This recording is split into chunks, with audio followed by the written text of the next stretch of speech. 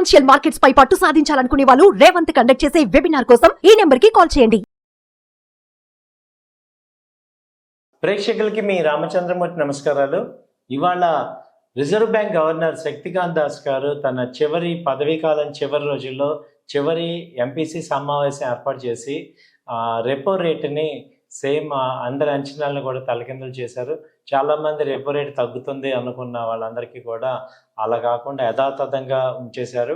గత 10 సమావేశాల నుంచి కూడా, అంటే దాదాపు 2 సంవత్సరాల నుంచి కూడా ఎటువంటి రెపో రేటు తగ్గించడం పెంచడం లేకుండా చేశారు. ఇప్పుడు ప్రజెంట్ అలాగే సగటు నగదు సిఆర్ఆర్ని 0.5% తగ్గించారు. ఇది ఇవాల్టి ఆర్బీఐ పిఎంసి సమావేశంలో హైలైట్. అలాగే గత 10 సార్లుగా పాలసీ వడ్డీ రెపో రేట్లు అన్నీ కూడా 6.5% మార్చకుండా కొనసాగిస్తుంది ఆర్బీఐ. అలాగే ఈఎంఐలో కూడా దీనివల్ల గృహ రుణాలు కానీ వాహన రుణాలు కానీ ఎటువంటి ఈఎంఐలు ఎటువంటి మార్పు ఉండదు.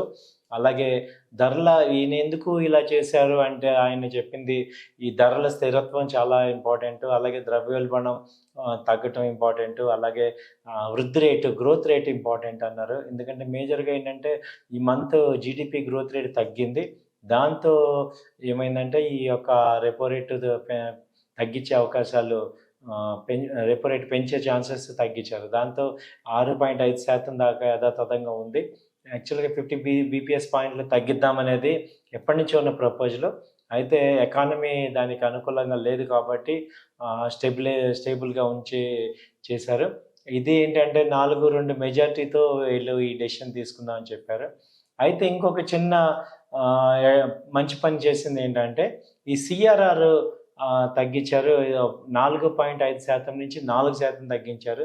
దీనివల్ల ఏమవుతాయంటే బ్యాంకులో 1.20 లక్షల కోట్లు బ్యాంకులో ఎక్స్ట్రా అమౌంట్ ఉంటుంది. అది ఆర్బీఐకి చెల్లించనక్కర్లేదు. కాబట్టి ఆ డబ్బుని బ్యాంకులు వీళ్ళ రుణాలకు ఇవ్వటం ద్వారా వాళ్ళు ఎక్కువ పెద్ద ఎత్తున ఇండియాలో పెద్ద ఎత్తున గృహ రుణాలు కానీ వాహన రుణాలు ఎక్కువ ఇవ్వడానికి అవకాశం ఉంది. దాని ద్వారా ఎక్కువ ప్రజలకి ఈ అమౌంట్ అందుబాటులోకి ఇవ్వచ్చు. దాని ద్వారా ఆర్థిక ప్రగతి రావచ్చు అనేది ఈ యొక్క శక్తికాంత్ దాస్ గారి విశ్లేషణ. కాబట్టి ఈ సిఆర్ఆర్ అనేది క్యాష్ రిజర్వ్ రేషియో అంటాం. సిఆర్ఆర్ అంటే ఏంటి జనరల్గా అంటే బ్యాంకులు తమ యొక్క ఎక్స్ట్రా డిపాజిట్ అమౌంట్ని రిజర్వ్ బ్యాంక్ దగ్గర కంపల్సరీగా డిపాజిట్ చేయాలి. క్యాష్ రిజర్వ్ రేషియో అంటాం. అంటే కంపల్సరీ వాళ్ళు ఈ అమౌంట్ని బ్యాంకుకి డిపాజిట్ చేయాలి గవర్నమెంట్ ఆర్బీఐకి. అలాంటిది అంతకుముందు 4.5% ఉంటే ఇప్పుడు 4% చేశారు. 0.5% డిఫరెన్స్కే 1,20,000 కోట్ల డబ్బు బ్యాంకుల దగ్గరికి వస్తాయి. కాబట్టి 1.5% అనేది ఎంత ఇంపార్టెంట్ అనేది మనకి ఇక్కడ అర్థమవుతుంది.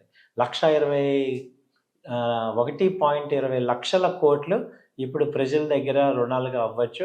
కాబట్టి అందరికీ కూడా ఎలిజిబుల్ ఉన్న వాళ్ళందరూ కూడా రుణాలకి అప్లై చేసుకుంటే వాళ్ళకి మీకు బ్యాంక్స్ ఇవ్వటానికి ఛాన్సెస్ ఉన్నాయి.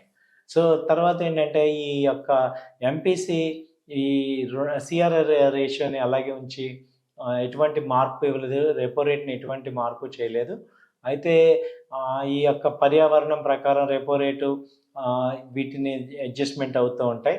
ఈ 3వ త్రైమాసికంలో కూడా ద్రవ్యోల్బణం నుంచి అంటే ఇన్ఫ్లేషన్ నుంచి ఎఫెక్ట్ ఏమీ అవ్వలేదు కాబట్టి 4వ క్వార్టర్ అనేది ఎక్స్పెక్ట్ చేస్తున్నారు. కొంత మోడరేషన్ ఉంటుందని గవర్నర్ చెప్పారు. సో వృద్ధి రేటు కూడా అంచనా వేయటానికి కూడా అంతకుముందు ఇండియన్ గ్రోత్ రేటు 7.2% ఉన్న గ్రోత్ రేట్ ఇప్పుడు 6.6% తగ్గించాల్సి వచ్చింది. అలాగే 2026 ఆర్థిక సంవత్సరంలో కూడా చూసుకుంటే 7.3% ఉన్న వృద్ధి రేటుని ఇప్పుడు 6.9% తగ్గించారు. సో సెకండ్ క్వార్టర్లో కూడా ఇది 7.3%కి తగ్గించారు. వీటన్నిటిని బట్టి చూస్తే ఇండియా గ్రోత్ రేట్ కొంచెం తగ్గుతుంది. ఇది ఒక్క ఇండియా పరిస్థితే కాదు, అందరికీ కూడా అన్ని కంట్రీస్ కూడా గ్రోత్ రేట్ తగ్గుతుంది. మేజర్గా దీనికి రీజన్ ఏంటి అని చూసుకుంటే ఇన్ఫ్లేషన్ బాగా పెరిగిపోవటం అనేది, ఈ కమోడిటీస్ యొక్క రేట్లు బాగా పెరిగిపోవటం, అలాగే ఈ వార్ వల్ల ఈ మెయిన్ కార్పొరేట్ రంగానికి కావాల్సిన ఊతం లేకపోవటం, అలాగే ఈ యొక్క ఇంపోర్ట్స్ ఎక్స్పోర్ట్స్ గ్యాప్ పెరిగిపోవటం, అలాగే ఈ రూపీ రేటు డౌన్ అవటం, ఈ యొక్క డాలర్ వాల్యూ పెరగటం కూడా వీటన్నిటికీ కారణాలు. అలాగే గోల్డ్ రేట్లు బాగా పెరగటం కూడా ఈ యొక్క ఇన్ఫ్లేషన్కి పెద్ద ఎఫెక్ట్ అని చెప్తున్నారు. అలాగే మేజర్గా ఇప్పుడు ఐటీ కంపెనీస్లో కూడా ఎక్కువగా పాజిటివ్ లేకపోవడం అనేది జరుగుతుంది. ఐటీ కంపెనీస్ ఇంటర్నేషనల్ కూడా మందకొడిగా ఉన్నాయి. వాటి యొక్క వృద్ధి అనేది పెద్ద కనపట్లేదు. మనం ఈ ఇండియన్ ఐటీ కంపెనీస్ యొక్క లాస్ట్ క్వార్టర్ చూసుకున్నా 5% నుంచి 10% గ్రోతే ఉంది. చాలా తక్కువ గ్రోత్ నమోదు చేస్తున్నారు. అలాగే కొత్త ఎంప్లాయ్మెంట్స్ ఇవ్వట్లేదు. సో వేతనాలు కూడా ఎక్కువ పెంచట్లేదు. సో వీటన్నిటి దృష్ట్యా చూసుకుంటే ఈ మూడో క్వార్టర్ పెద్ద ఆశాజనకంగా లేదు. అయితే మిగతా కార్పొరేట్ కంపెనీలు అన్నీ కూడా కొంచెం మంచి గ్రోత్ నమోదు చేశాయి. ఇది ఎక్కువగా ఈ ఐటీ కంపెనీస్ తక్కువ గ్రోత్ రేట్ ఉండటం వల్ల ఈ యొక్క ఆటోమొబైల్ కంపెనీస్ యొక్క సేల్స్ కూడా తగ్గాయి. బట్ వాటికి లాస్ట్ క్వార్టర్ సేల్స్ పెరగటం జరిగింది.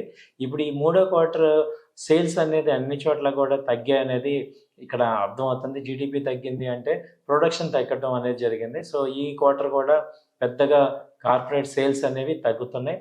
కాబట్టి ఏంటంటే ఇది భవిష్యత్తులో నెక్స్ట్ క్వార్టర్లో ఏ రకంగా ఉంటుంది ఏంటనేది చూడాలి. సో ఇవి అండి ఈ యొక్క ఆర్బీఐ వాళ్ళ ఎఫెక్ట్. సో ఆర్బీఐ కూడా ఏం చేయగలదు అంటే ఈ వృద్ధి రేటుని పెంచడానికి మనకి ఇప్పుడు మార్కెట్లో 1,20,000 కోట్లు 1,20 లక్షల కోట్లు 1.2 లక్షల కోట్లు అయితే మార్కెట్లో ఉంది. సో కాబట్టి ఈ ఫండ్ ద్వారా కొంత గ్రోత్ అయితే వచ్చే అవకాశాలు కనపడుతుంది. థ్యాంక్ యూ అండి. నమస్తే.